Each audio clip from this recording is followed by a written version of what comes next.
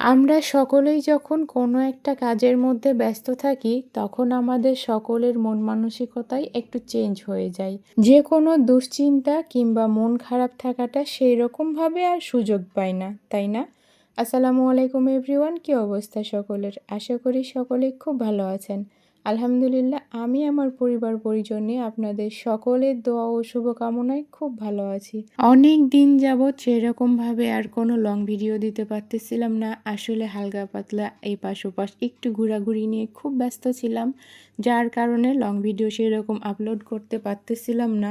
আর এই ঘোরাঘুরি করতে গিয়ে হালকা ঠান্ডা জ্বর বাঁধায় ফেলেছি। সেইটা কোনো ব্যাপার না, আসলে ভাবলাম যদি এভাবেই দিন কাটাই তাহলে আরও মানসিকভাবে ভেঙে পড়বো, তাহলে হয়তো বা আমার আর প্রপারলি সুস্থ হওয়া হবে না। কেননা আমি আমার কাজে আরও বেশি বেশি মনোযোগ দেই, তবে ঠান্ডা জ্বর হওয়ার কারণে আমি আমার বাসার কাজ সেরকমভাবে করতে পারছি না। আর যেহেতু আমার এখন আর হেল্পিং হ্যান্ড থাকে না, এই জন্য আমার উপর একটু প্যারা হয়ে যাচ্ছে।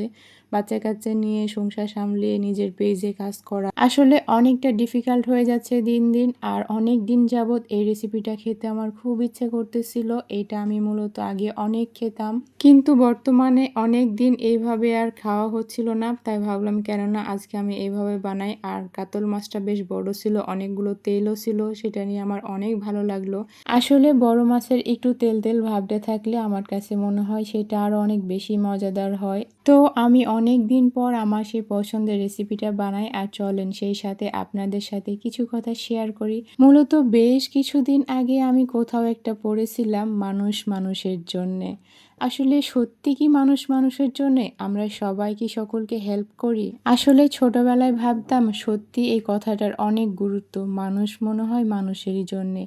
একে অন্যকে সাহায্য করলেই হয়তোবা আসল সার্থকতা, আসল ভালো লাগা। কিন্তু যত সময় যাচ্ছে, যত বড় হচ্ছি, যত বাস্তবতা সামনে আসছে, তত বুঝতে পারছি মানুষ আসলে মানুষের জন্যে না। আসলে যে যত যার কাছে স্বার্থের সুবিধা পাবে সে তত বেশি তার দিকেই ঝুঁকবে।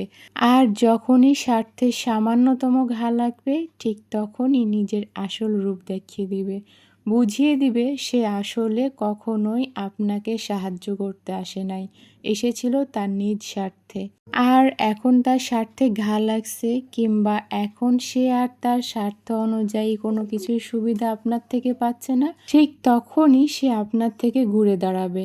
আপনার নামে বদনাম করতে দুইবার ভাববে না কিংবা খুব একটা সময়ও নেবে না। আপনার করা সাহায্য, সহযোগিতা, সহানুভূতি, ভালোবাসা, আবেগ, অনুভূতি এগুলোর কোনোটাই তার আর মনে থাকবে না। তবে হ্যাঁ, সবাই যে এটা করবে এমনটাও কিন্তু না, এর মধ্যে ডিফারেন্ট তো কিছু থাকবেই।